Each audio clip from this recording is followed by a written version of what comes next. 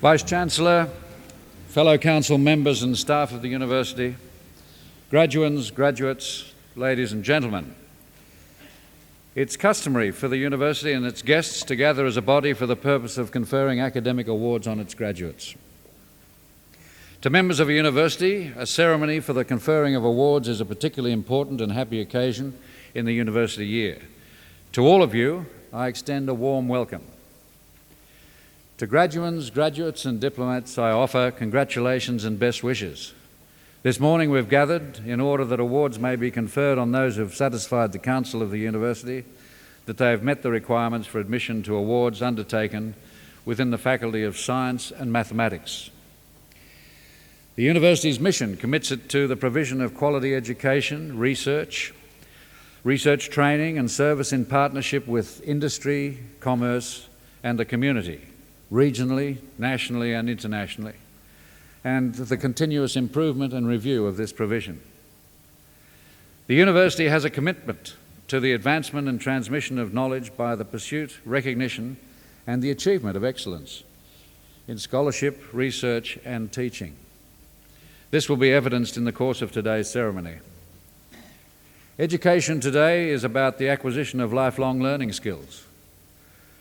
I believe that the awards to be conferred upon our graduands, graduates and diplomats today will qualify them to make significant contributions in the local, national and in some cases the international scene. Lastly, I take this opportunity to remind those receiving their testaments today that as graduates and diplomats of the University, you automatically become members of Convocation. You thus join some 40,000 other graduates and have an opportunity through elected representatives to become involved in the governance of the University. Through Convocation, you will also be kept informed of activities and developments at the University. Now, by the authority conferred upon me by the Council, I will now formally confer academic awards. Will all candidates for admission to degrees and other awards please stand?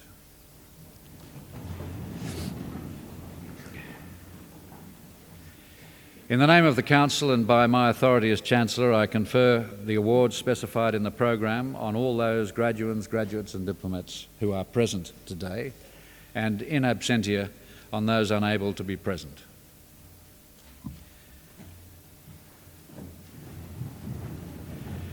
I now call on the Dean of the Faculty of Science and Mathematics to present diplomats and graduates from that faculty.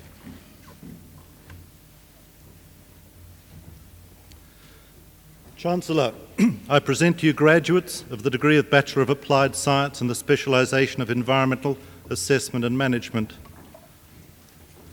Sarah Artist.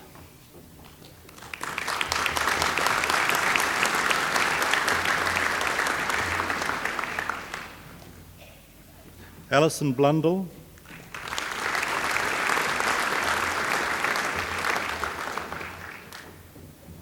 Suzanne Bridgman.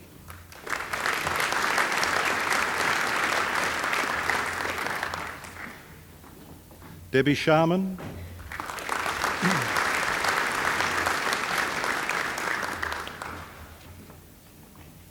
Lyndall Coates.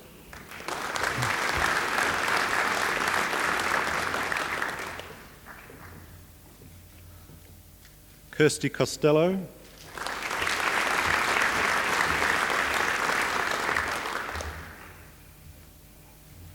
Donna Farraher.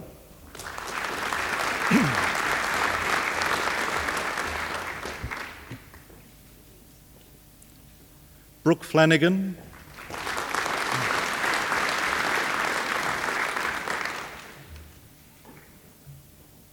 Virginia Jones.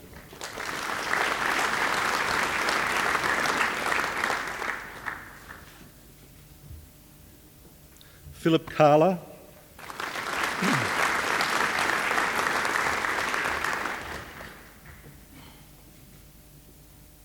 Anna Maria Kearney.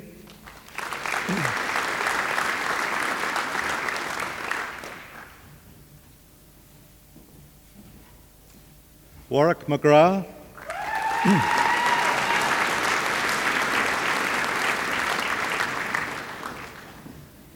Samantha McNamara.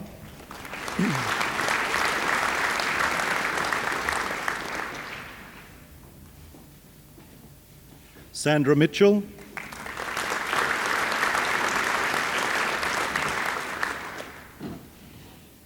Mark Parsons,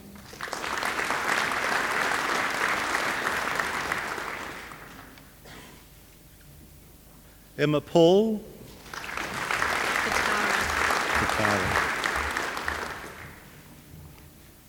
Imelda Fatare,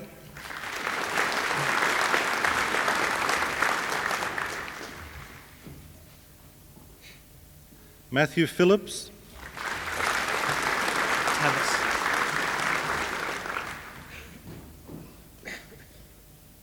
Tavis Potts,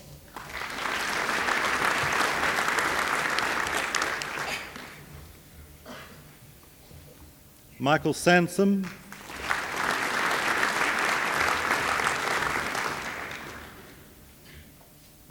Tabitha Smith,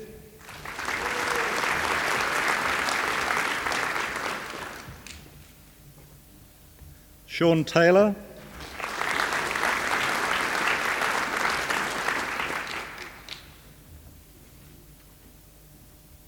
Matthew Wills,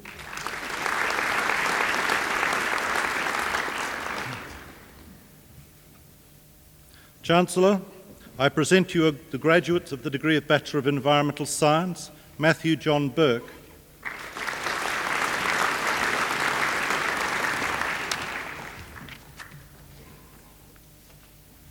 Renee Gifford,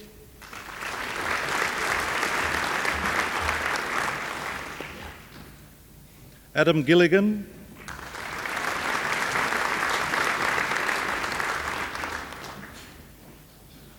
Malcolm Hamilton,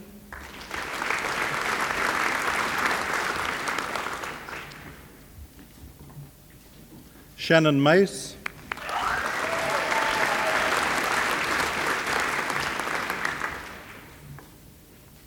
Kerry McGregor,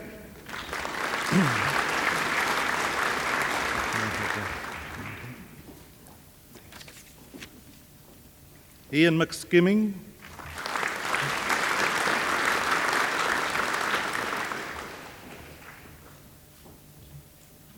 Matthew Neat,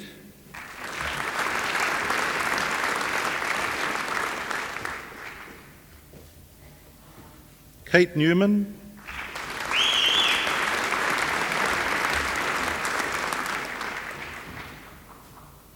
Kim Nicholson,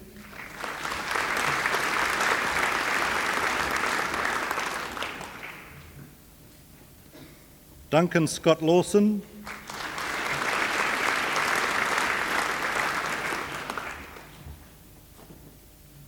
Chancellor, I present to you graduates of the degree of Bachelor of Mathematics, Christopher Carr.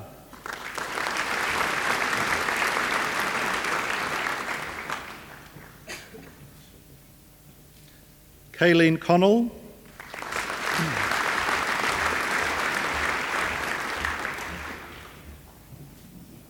Belinda Faddy,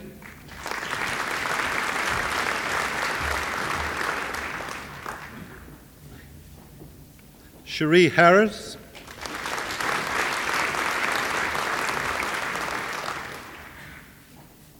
Melinda Holmes,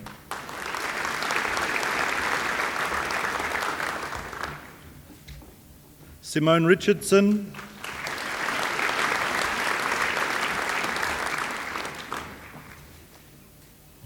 Elizabeth Stojanovsky.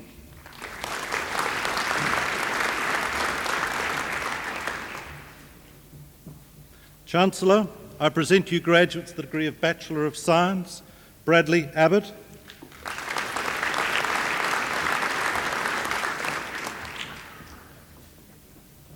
Imtiam Ajam,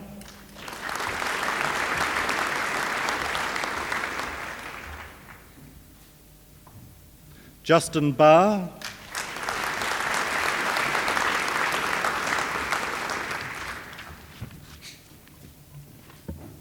David Bates,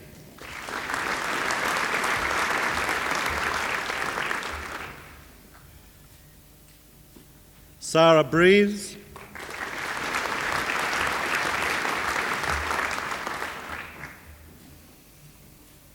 Matthew Bergraff,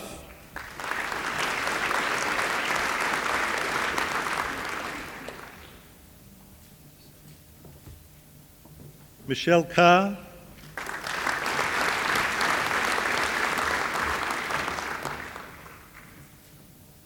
Gareth Chalmers,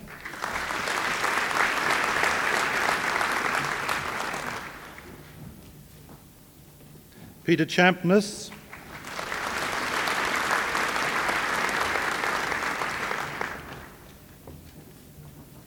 Sharon Champness,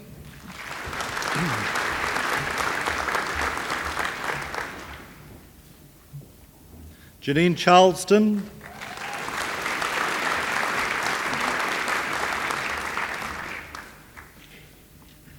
Lindley Clifton,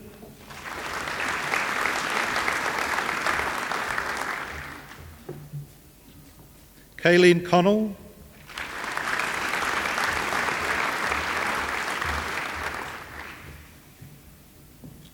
Thomas Cowan,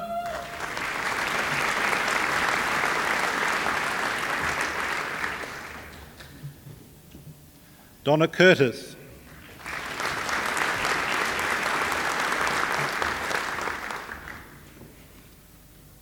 Shane Dagwell,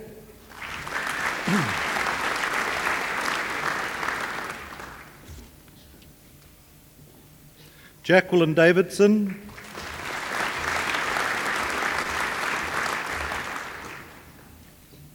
Benjamin Davis,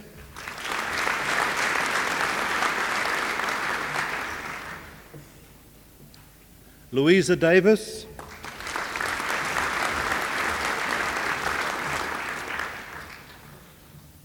Andrew Delaney,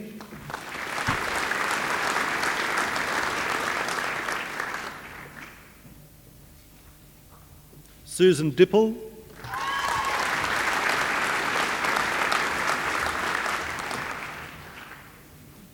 Paul Dixon,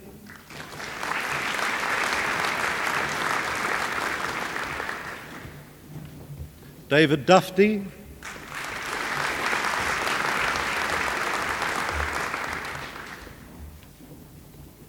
Malta Ebach,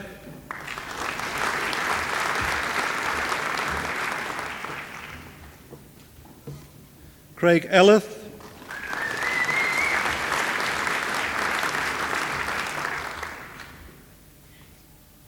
Scott Elliott,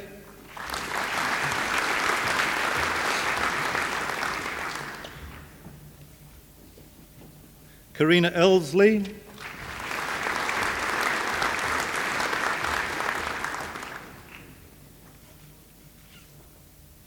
Graham Fallon,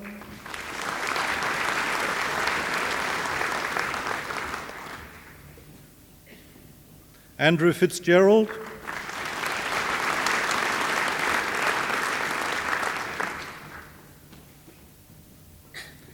Diane Fritzer,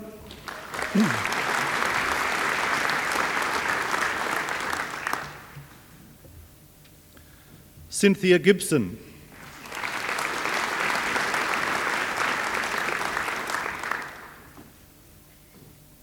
Nicole Gilmore,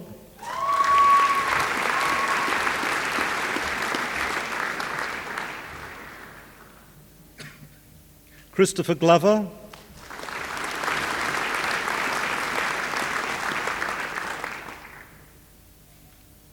Kerry Goodwin,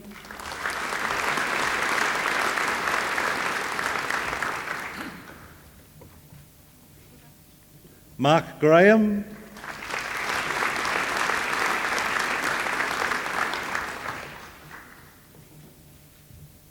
Catherine Hancock,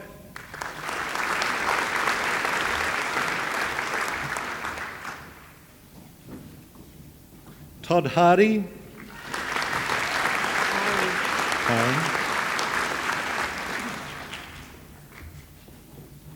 Elizabeth Haran,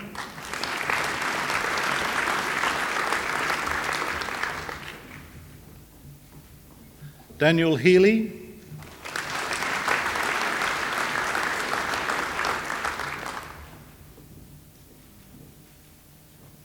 Jane Heller,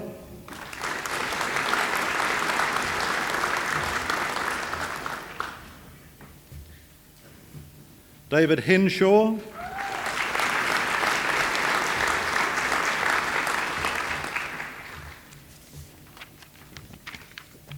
Danielle Herbert.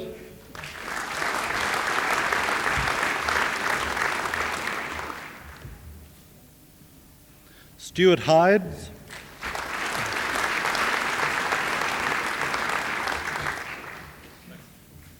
Justine Howland Rose.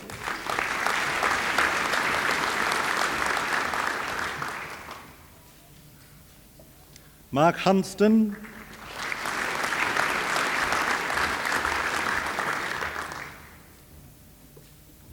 Karen Hunt.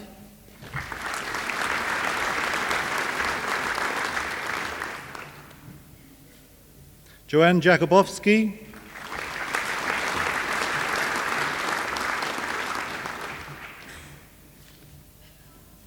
Sonia Owen James.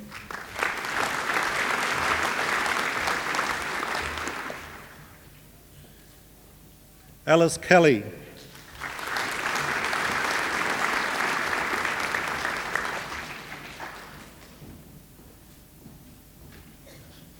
Mike Yang.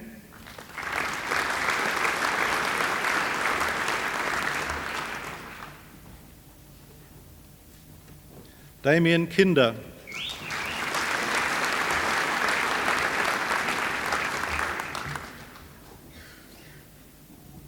Craig Knott.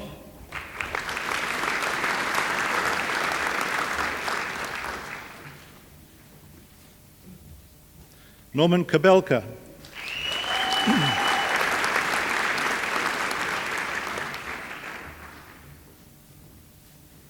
Santhini Kumaran.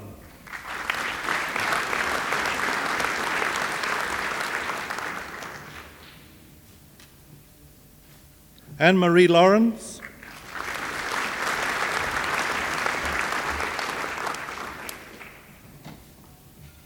Stephen Lennon.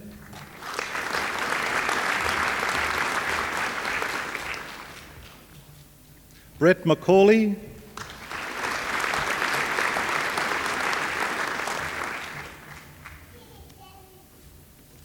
Andrew McQueen.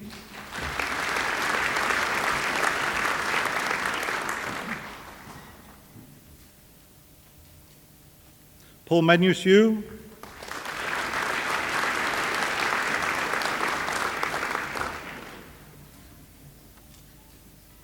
Richard May.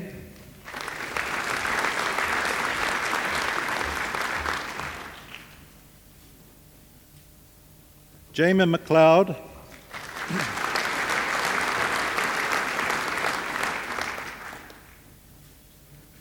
Joseph Metcalf.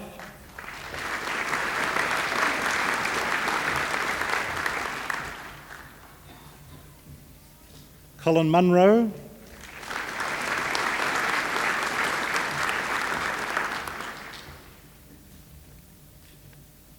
Richard Nielsen.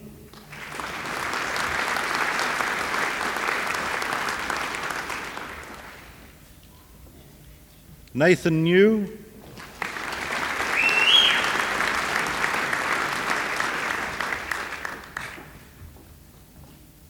Yvonne Nussbaumer.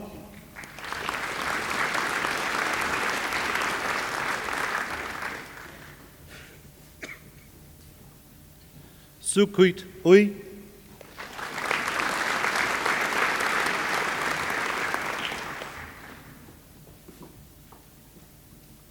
Louise Page.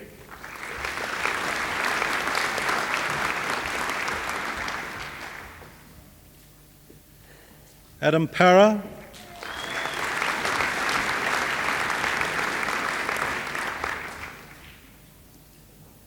Mark Pawley.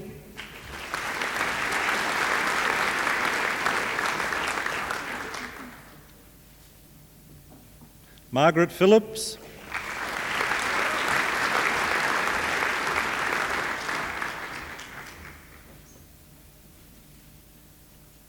Melissa Pommering.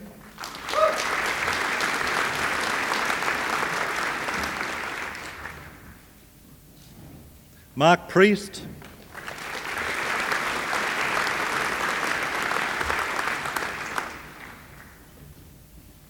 Andrew Proud.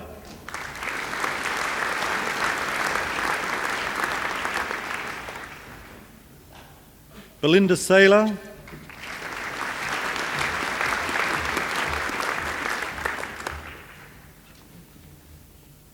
Paul Quaggiotto,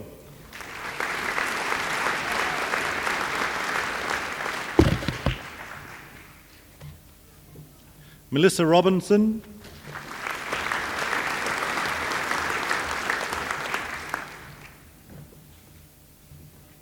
Gary Sanday,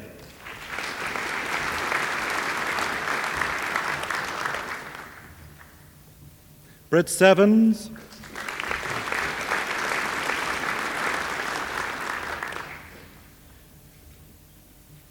Anne Shornikov,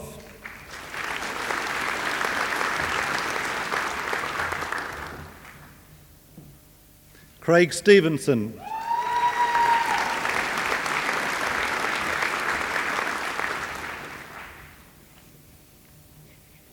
Christopher Teasdale,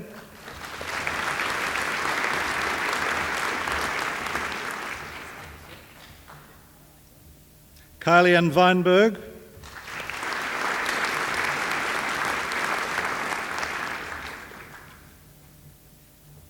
Sean Vitadello,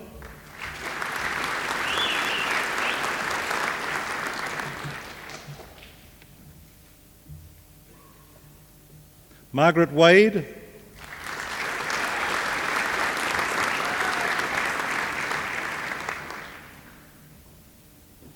Helen Wallace,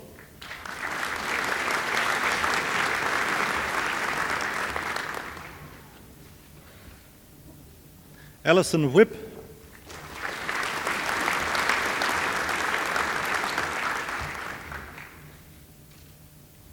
Mark Whitten,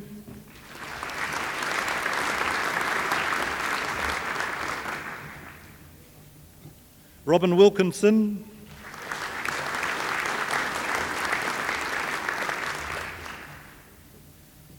Stuart Wiseman,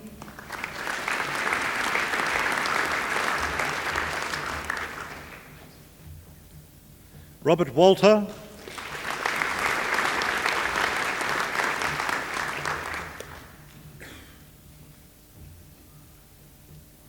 Andrew Yeomans,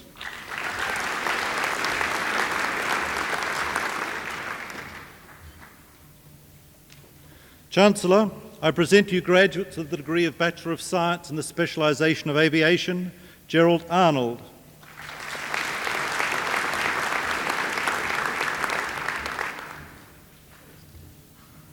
Laurent Berlioz-No,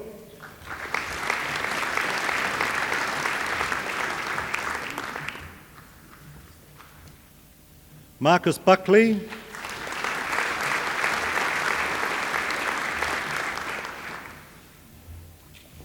Sean Donoghue,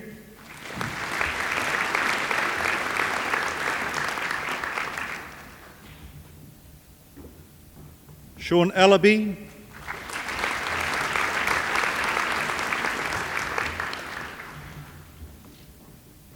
Sebastian Thumbar,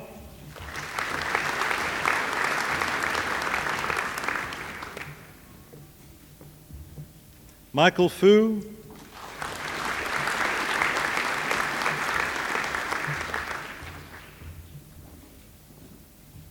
Stephen Galozzi,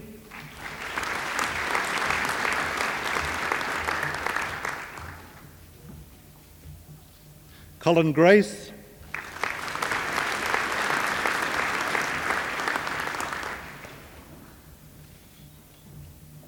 Brian Greenfield,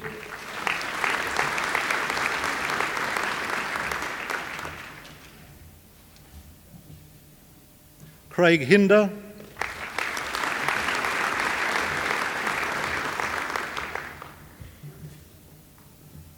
Daniel Irwin,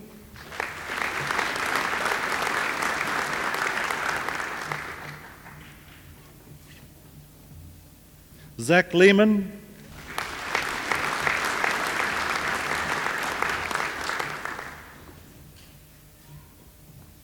Brian Maguire,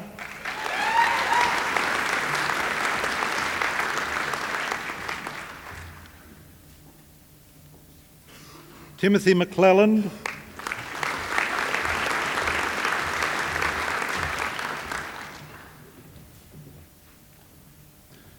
Hamish Ritchie,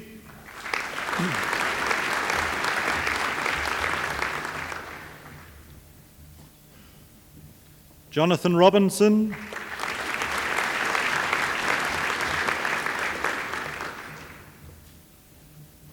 Otto Reutinger,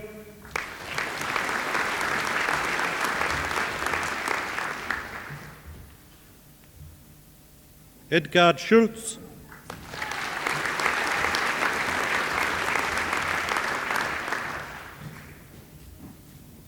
Drew Shepherd,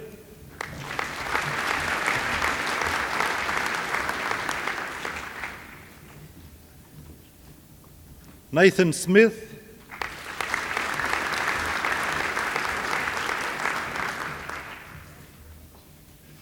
Tonya Margaret Steele,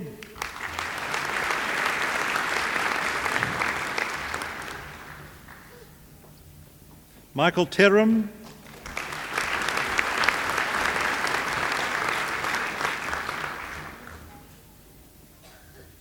Megan Thomas,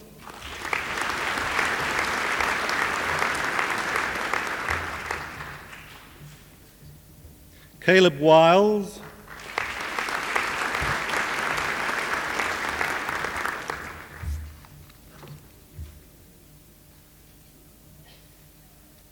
Benjamin Wyndham,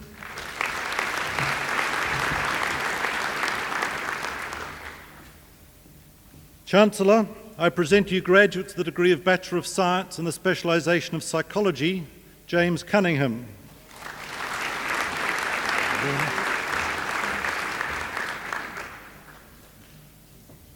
Lorna Drysdale,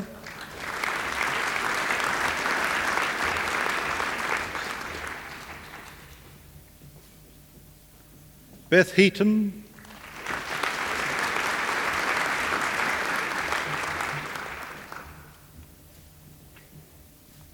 Veronica Pitcher,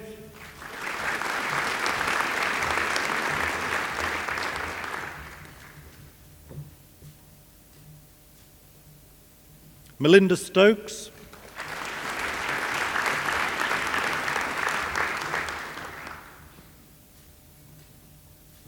Honours Class 2 Division 1, Tracy Gay Boggs,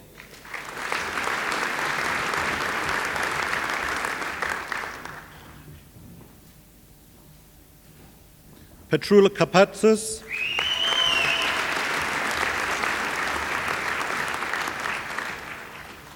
Susan Pervin,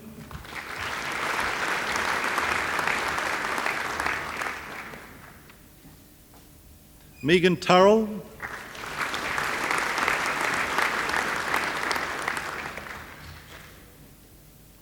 Honours Class 1, Michael McCauley.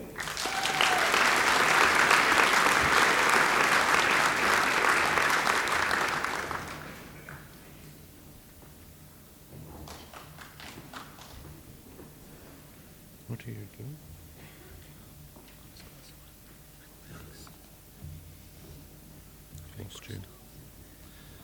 Chancellor, I present to you graduates of the degree of Bachelor of Mathematics with Honours, Honours Class 1, Timothy Dobbins.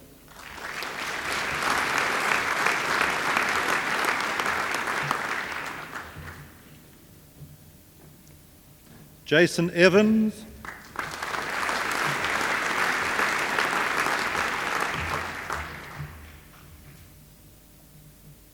Richard Fracaro,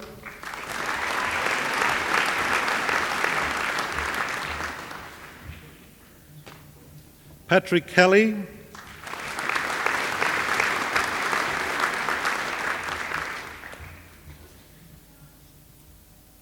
Gary Marshall,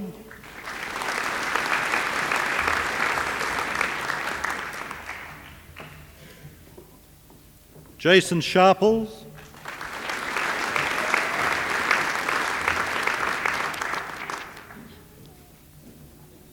Katrina Tiller,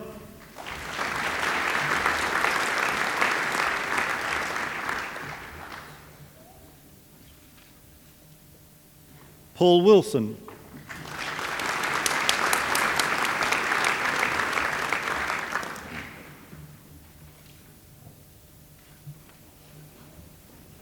Chancellor, I present to you a graduate of the degree of Bachelor of Science in the specialisation of aviation with honours, Peter Simpson.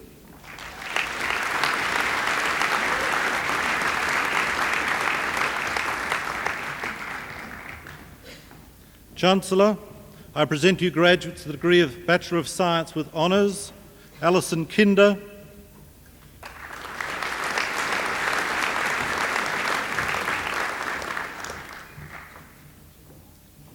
Class 2 Division 1 Penelope Cowan in Biology,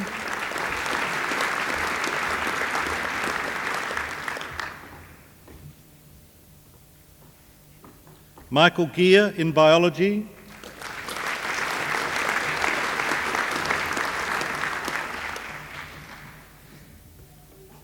Natasha Hobson in Geography,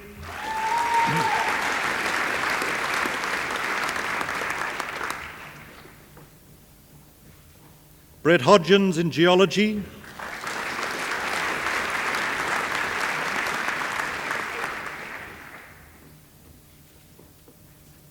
Paula Jones in Geography,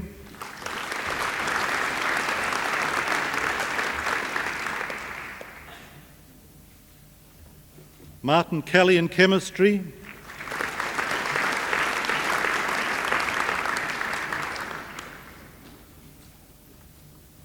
Svetlana Polizia in Psychology,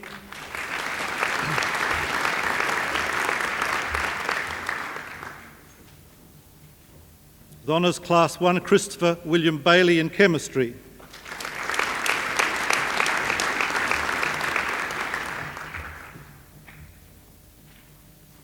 Janine Burns in Chemistry,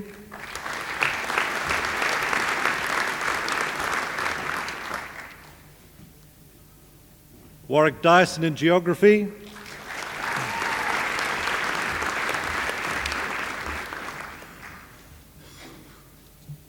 Lisa Harris in Chemistry,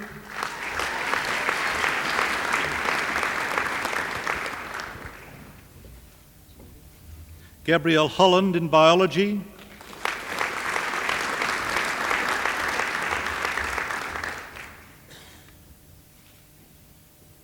Sonia McClure in Biology,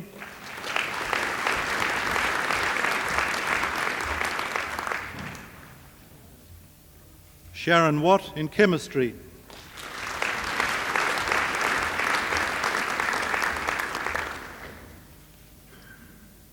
Chancellor, I present you candidates who have satisfied requirements for the award of Graduate Diploma in Environmental Studies, Brendan Rose.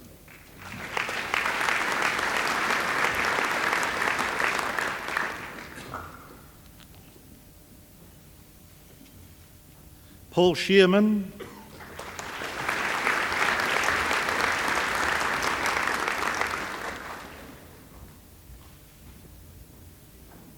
Chancellor, I present to you candidates who have satisfied requirements for the award of the Graduate Diploma in Health Science in the specialisation of Rehabilitation Counselling, Anthony Buzek.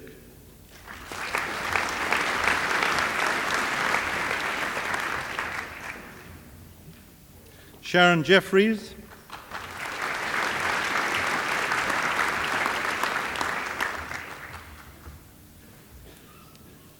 Anthony Keane,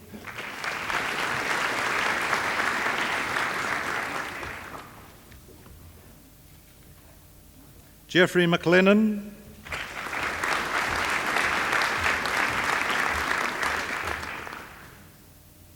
David Mears,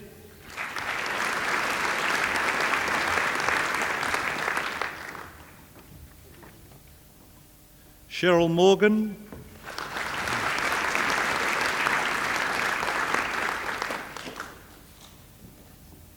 Donald O'Sullivan,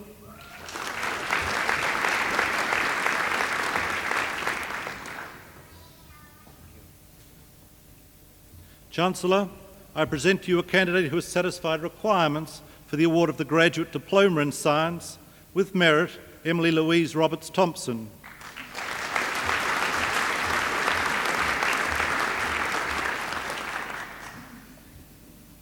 Chancellor, I present to you graduates of the degree of Master of Environmental Studies, Ian William Challis.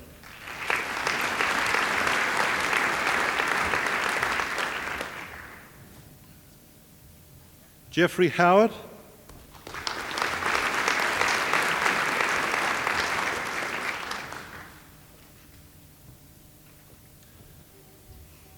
Chancellor, a university medal may be awarded to any graduand who has achieved first-class honours and has displayed outstanding ability. In assessing ability, the graduand's record throughout the degree course is taken into account, but particular regard is paid to achievement in the final year of that course. Today, the university is proud to recognise 3 graduates from the Faculty of Science and Mathematics who have satisfied the requirements for the award of a university medal. Janine Louise Burns in chemistry,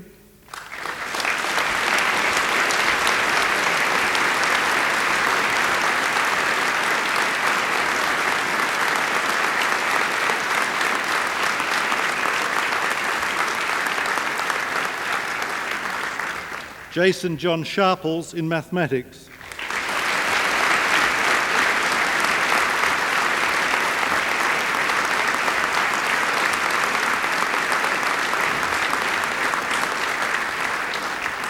Chancellor, that concludes the presentation of the diplomats and graduates of the Faculty of Science and Mathematics.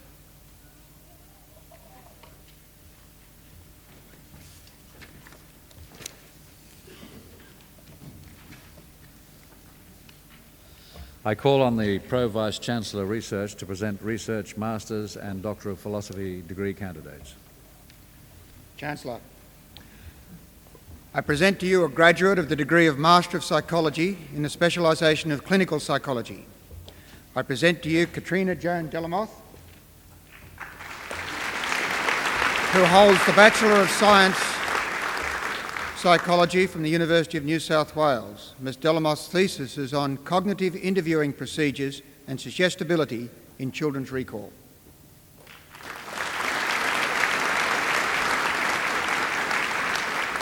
Chancellor, I present to you a graduate of the degree of Master of Science. I present to you Helen Farrer, who holds the Bachelor of Science and Diploma of Education from this university. Ms. Farrer's thesis is on the factors influencing the potential mobility and bioavailability of metals and exchangeable ammonium ions in dried lake sediments.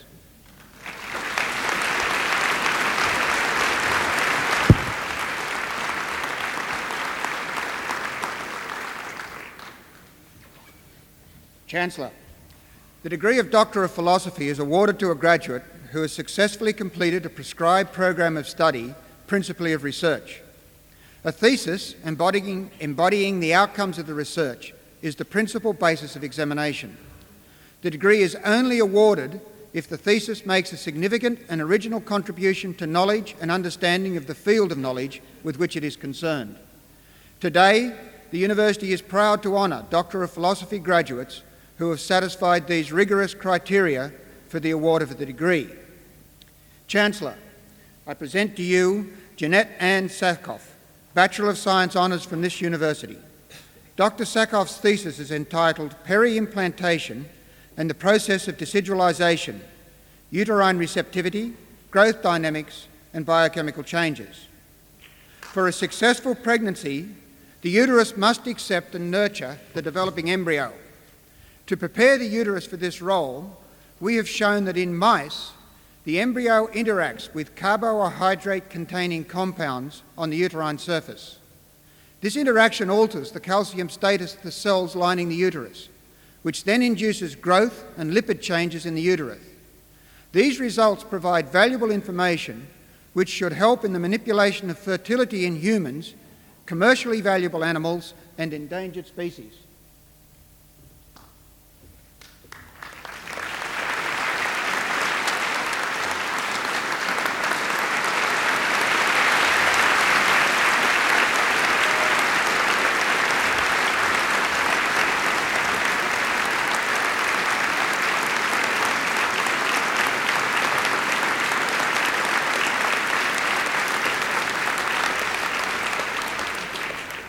Chancellor, I present to you Rodney Williams, Bachelor of Science Honours from this university. Dr. Williams' thesis is entitled Characterisation and Production of High-Performance Electrolytic Manganese Dioxide for Use in Primary Alkaline Cells. The consumer battery market is dominated by batteries containing electrolytic manganese dioxide. A significant proportion of the international market for this manganese dioxide is supplied by Australian exports. This study was initiated to support this industry and was aimed at understanding the properties of the dioxide that confer upon it optimum electrochemical performance, and to understand the relationship between the properties of the material and its method of production. Results from this study have shown that the relationship between the dioxide properties and production conditions is due to competition between crystal growth and crystal nucleation processes during electrodeposition. The optimum dioxide for use in a battery was found to be a function of the use of that battery.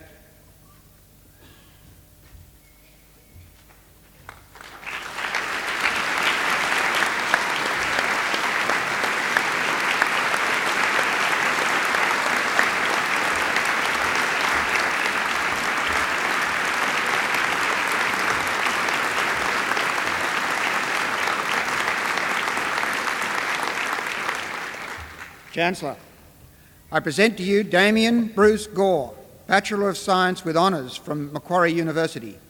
Dr. Gore's thesis is entitled Geomorphological Processes and Quaternary Sediments of the Vestfold Hills of East Antarctica.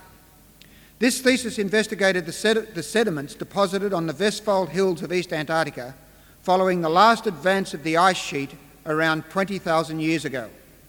The physical and chemical patterns in the sediments suggest that the last glacial advance may not have covered all of the Vestfold Hills. This is a radical reinterpretation of the glacial history of that Antarctic region.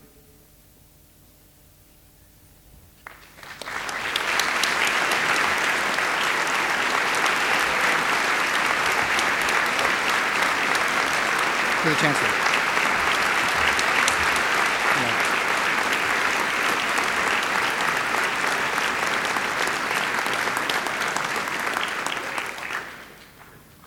Chancellor, I present to you Lian Li, Bachelor of Science from Beijing University and Master of Science from the Institute of Space Physics, People's Republic of China. Dr. Li's thesis is entitled Characteristics of Low-Latitude Pi2 Geomagnetic Pulsations. Auroras are rapidly changing optical displays seen at night in the high-latitude regions. They often commence explosively and are accompanied by transient oscillations in the Earth's magnetic field.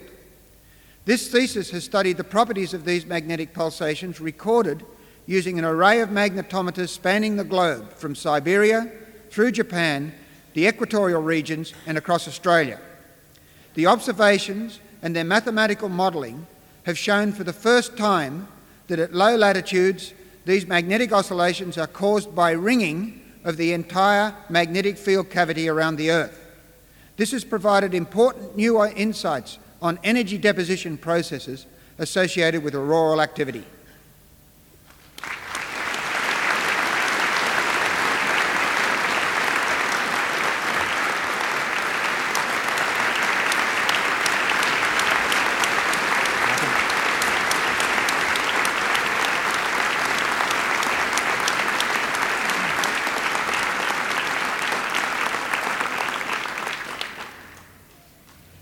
Chancellor, I present to you Michael Shane Exton, Bachelor of Science Honours from this university.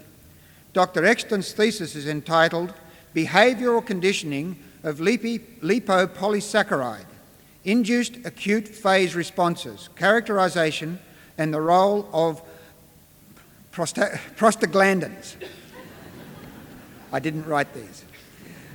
This thesis examined the conditionability of various responses to lipopolysaccharide, a fragment of the bacterial cell wall, using a taste aversion conditioning paradigm.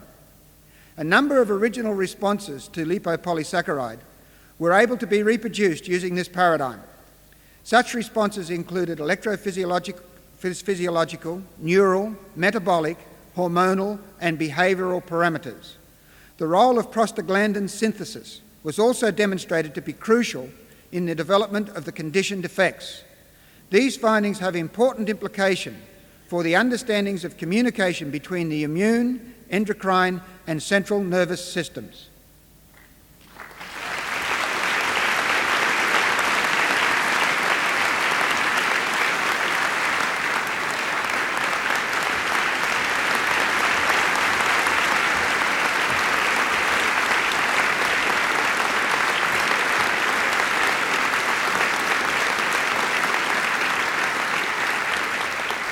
Chancellor, that concludes the presentation of Research Masters and Doctor of Philosophy degree graduates.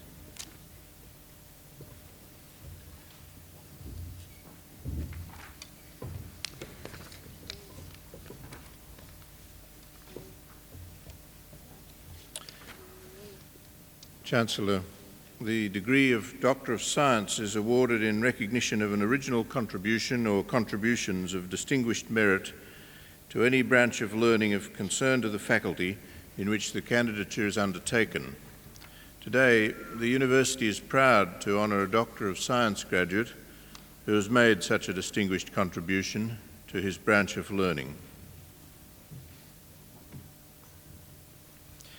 I present to you Dr. Gregory Tannock, Master of Science from the University of Western Australia and a Doctor of Philosophy from the Australian National University. Dr. Tannock has been admitted to the degree of Doctor of Science for the work contained in 55 papers reflecting his interest in molecular and applied virology over 30 years. Chancellor, I have pleasure in presenting to you Gregory Tannock for admission to the degree of Doctor of Science.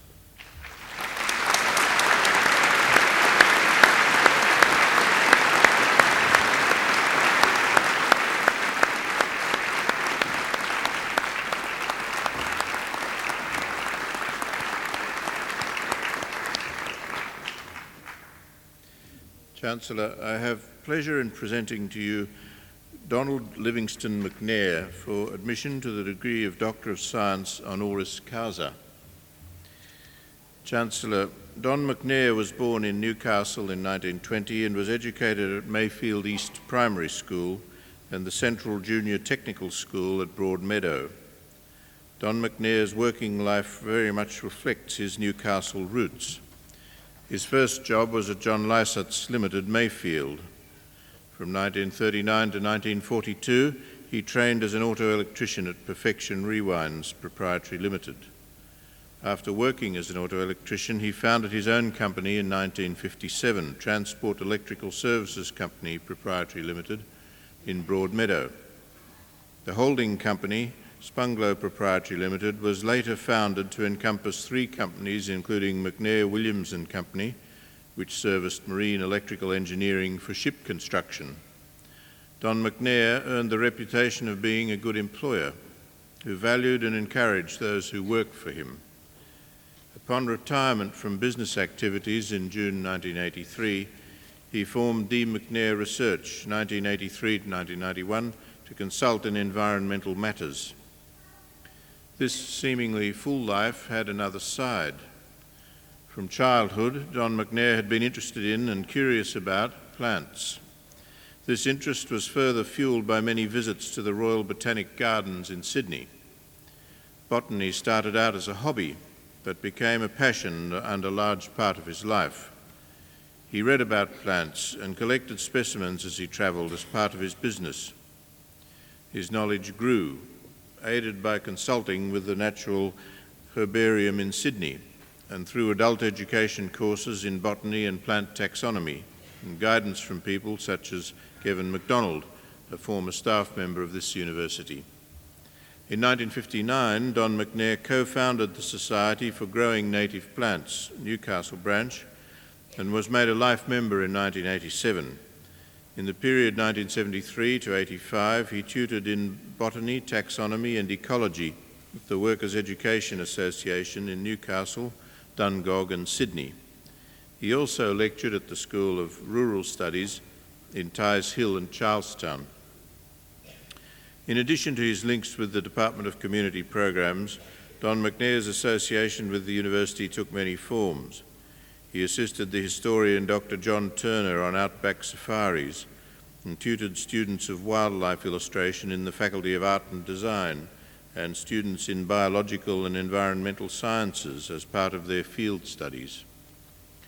In 1985 to 86, Don McNair was a visiting convocation scholar in the Department of Biological Sciences and served as an honorary research associate until 1994.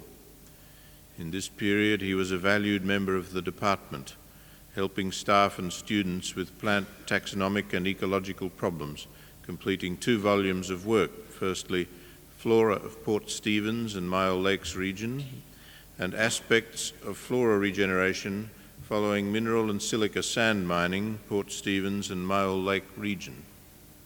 These writings, documenting his research on the regional flora, made an invaluable contribution to the university and region. He is currently preparing Let's Go Botanical, a history of the 4 years in founding the Hunter Region Botanic Gardens, and A Little About Plants, an introduction to Australian plants for student use. Don McNair was founding member of the Hunter Region Botanic Gardens Limited and the first honorary curator and director of gardens, 1985 to 1990.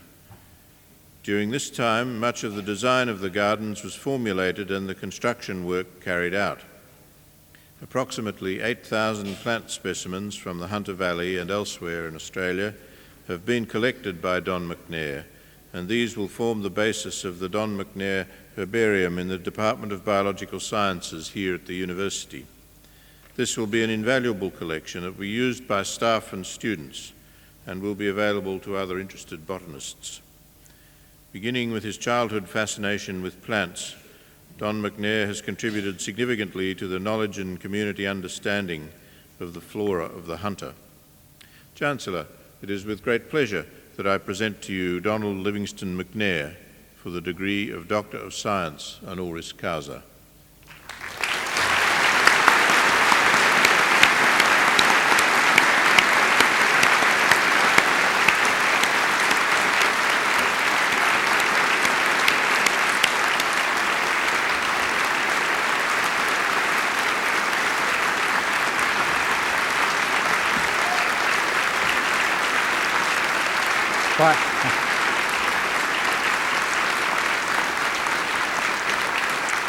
By virtue of the authority delegated in me by the Council, I hereby admit Donald Livingston McNair to the degree of Doctor of Science honoris causa.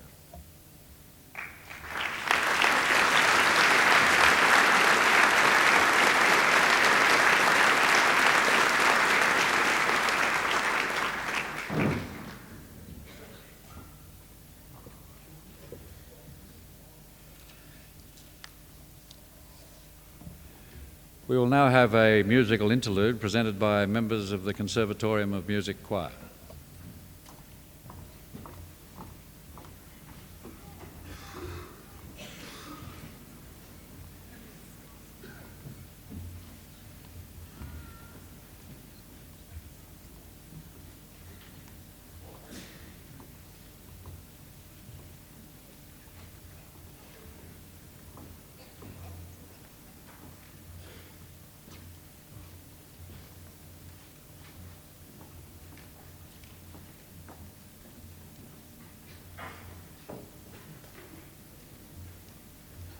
Gaudiamus igitur, juvenestum somos.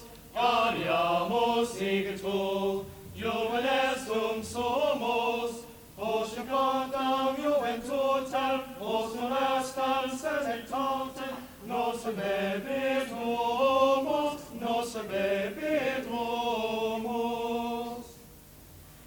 Divis sunt qui ante nos, in mundo foere, ubi sunt qui ante nos, in mundo foere, maritea superos, transitea inferos, ubi am foere, ubi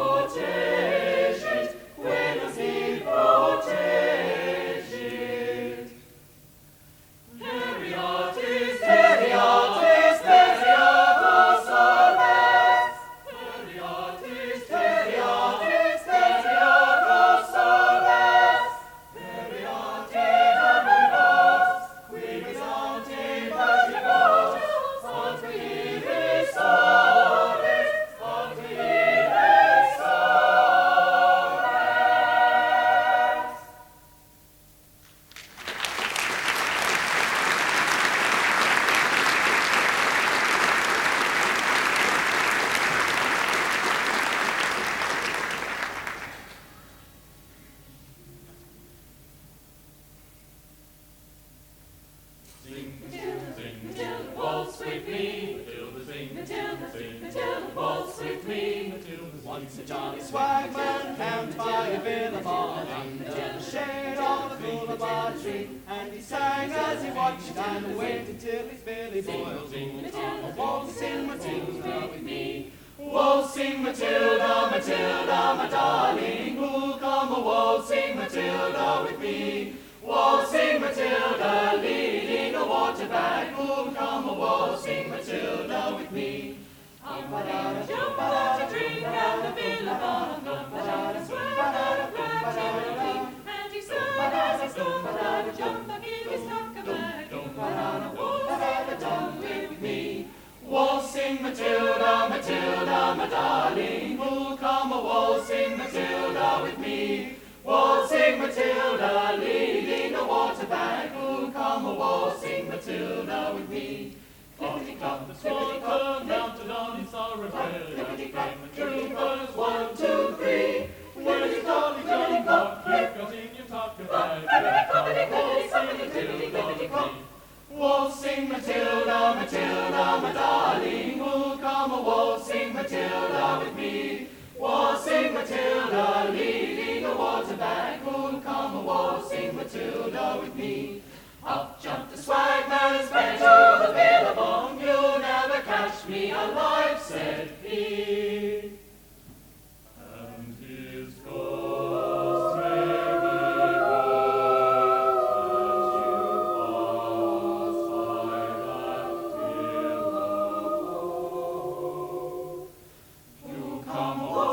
Matilda with me. Waltzing Matilda, Matilda, my darling, who'll come a waltzing Matilda with me? Waltzing Matilda, leading a water bag, who'll come a waltzing Matilda?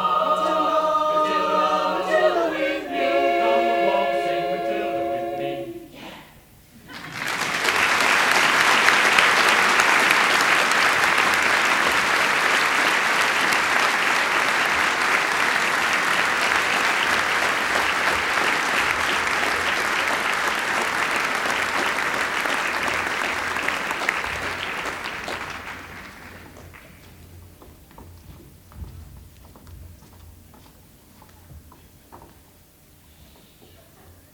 I would now like to ask Dr. McNair to give us the occasional address.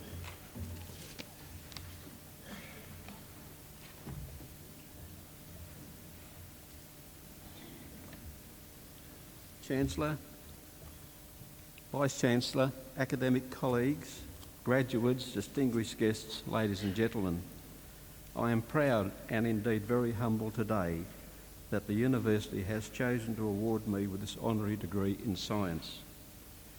To have been associated with the University of Biological Science as a visiting convocation scholar, an honorary research associate, to have my plant collection accepted and called the Don McNair Herbarium has been more than rewarding or satisfied. Indeed, it has been overwhelming. To you graduates of the Faculty of Science and Mathematics, this is a solemn and a momentous occasion. It is yours to savour and to reflect upon.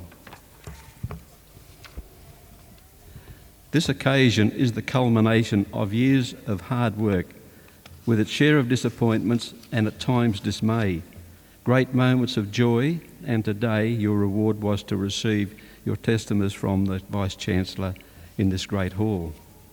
May I sincerely congratulate you all and wish you well for the future. At this moment, you should pause and reflect your experience of the past years of study at this great university. Your first months at university no doubt were traumatic. Away from home life, you were on your own, the school atmosphere had disappeared, your study disciplines had changed, your friends were not there to offer you any comforts. Many comforts were sacrificed. You had to make new friends. In a sense, you were in a foreign country with little experience in their culture and their language. I too can relate to your trauma.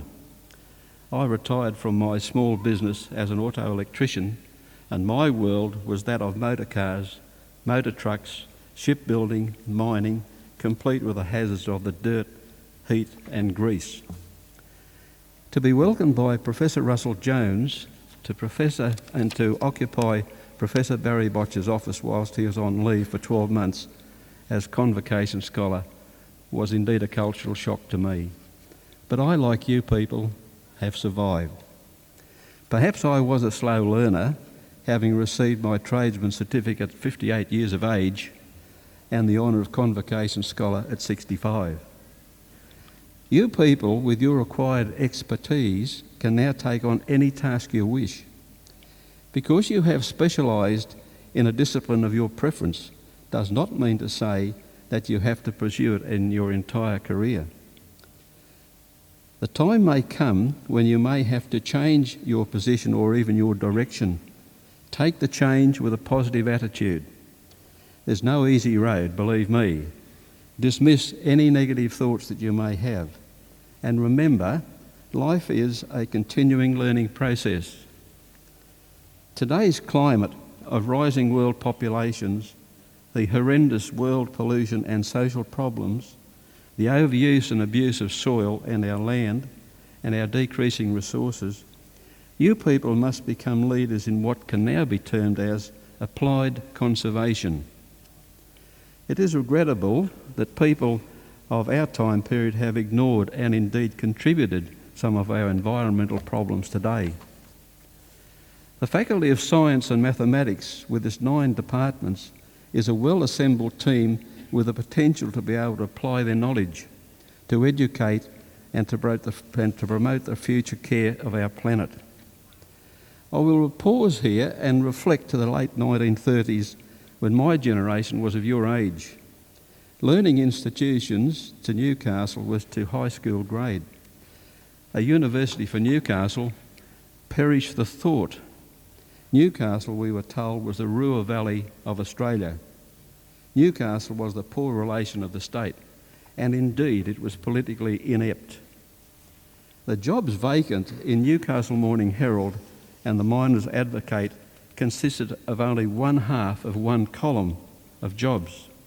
Jobs offered were orientated around heavy industry and the mining requirements, and to a smaller extent the requirements of the local storekeeper, the butcher, the baker and the garage proprietor, etc. Positions relating to the disciplines of science and mathematics were rarely, if ever, advertised in Newcastle. For me, I was lucky. I found a job in the mills at John Lycett's. My calling by industrial law was a pusher over. Quite a title for the princely sum of today's values was $1.45 per week, and working shift work and 48 hours. My father, a railway guard, he was on $4 a week with a living away expenses of 15 cents. The term for these allowances by the railway men was, "Here dog, have a bone." Humour was always there in those difficult days. You may all wonder how we existed on these small wages. We did with difficulty. Fortunately, we did not have consumerism as we have it today. But have there been any changes? Yes, wages are higher. You can buy more, particularly the consumer goods with perpetual interest. There's no dole queue. Unemployment is possibly the same per capita.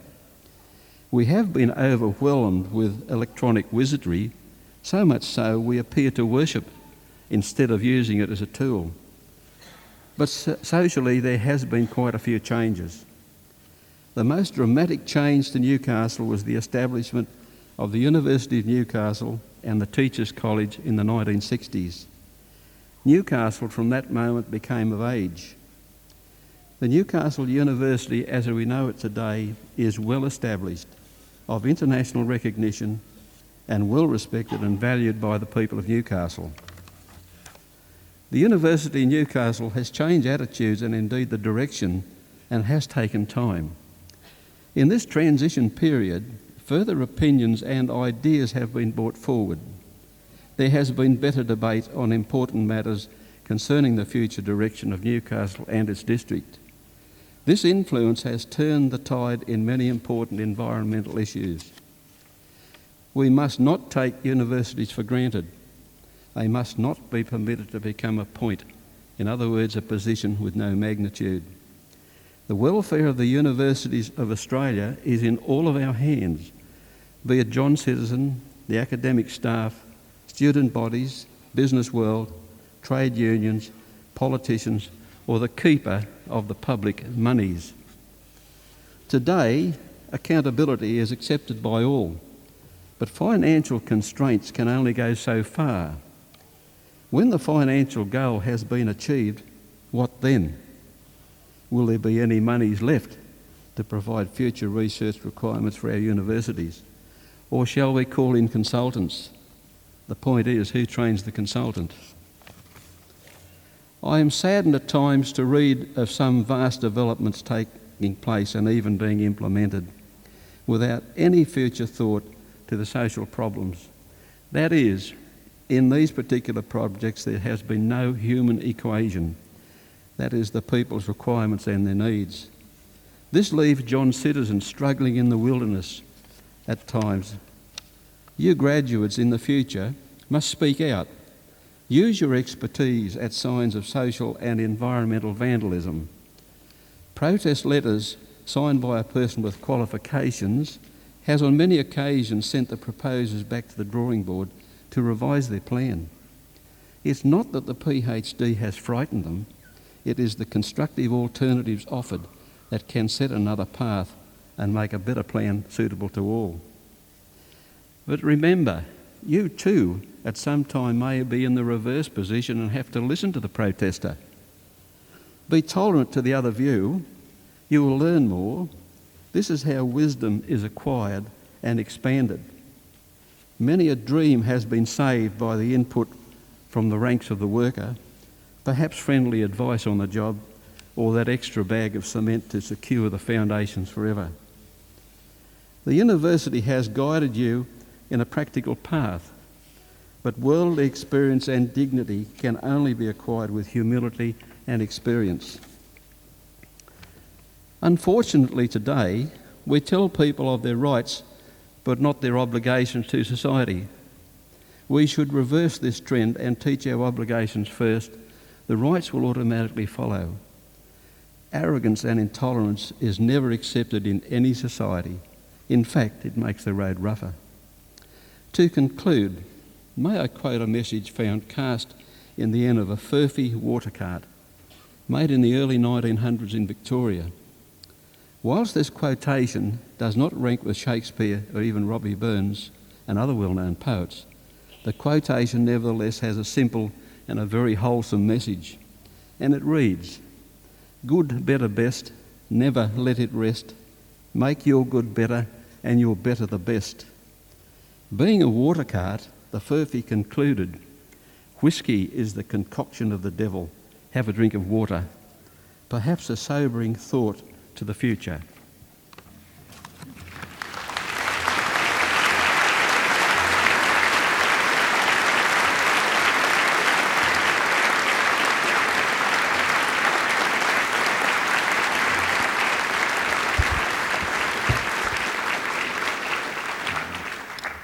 Thank you very much, Dr.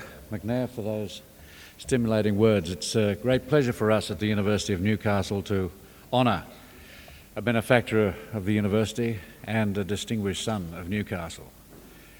He is a great example of the lifelong learning, the flexibility, the ability to handle change that I think we can all emulate. I would now like to call on Mr. Jason Sharples to speak on behalf of the graduates.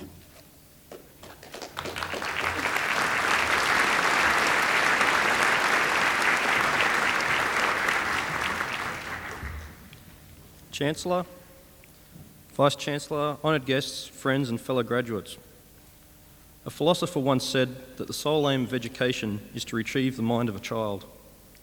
In saying this, I think they meant that an education should open a person's mind and teach them to ask that most childlike of questions, why? Indeed, I know that I myself and probably many of my fellow graduates have asked that question from time to time during the years of study. However, in making it to this day, I think we all now have our own answers to why we came here. Whether we came to gain a qualification for a particular occupation or as a stepping stone on the way to further study or research, the fact is that we made it, and all the years of hard work are now seen to be justified. The effort required to make it here today was substantial, and for this reason, I think we should congratulate ourselves. The fact we had to witness so many of our friends and colleagues fall along the way is further testament to our character. University life is not only about lectures and books and tests and the like, which is fortunate because our education would not be anywhere near as valuable if it was. Instead, we are forced to also learn about such things like the O-Ball and Autonomy Day and all of their associated activities. There are also the various sporting clubs and the artistic, religious and political groups which have taught us that there are other ways to be and to help us understand how these other ways can contribute to the strange entity known only as the human spirit. The amount and diversity of knowledge we have received is far too much to list, so instead, Bachelor of Science or something similar appears on the testaments we have received today.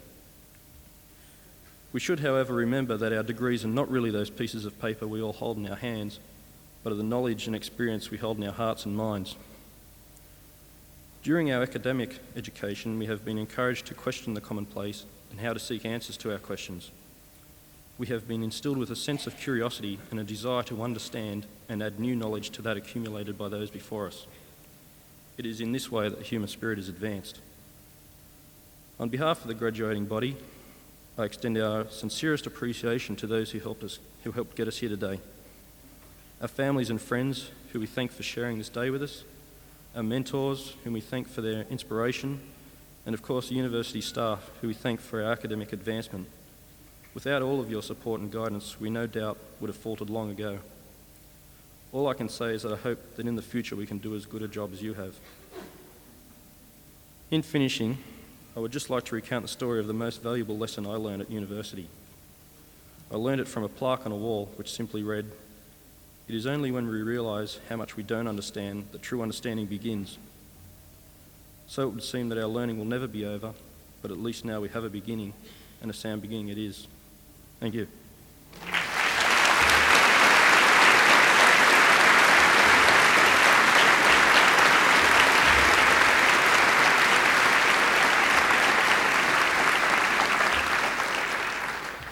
I would like to thank Mr. Sharples for his speech.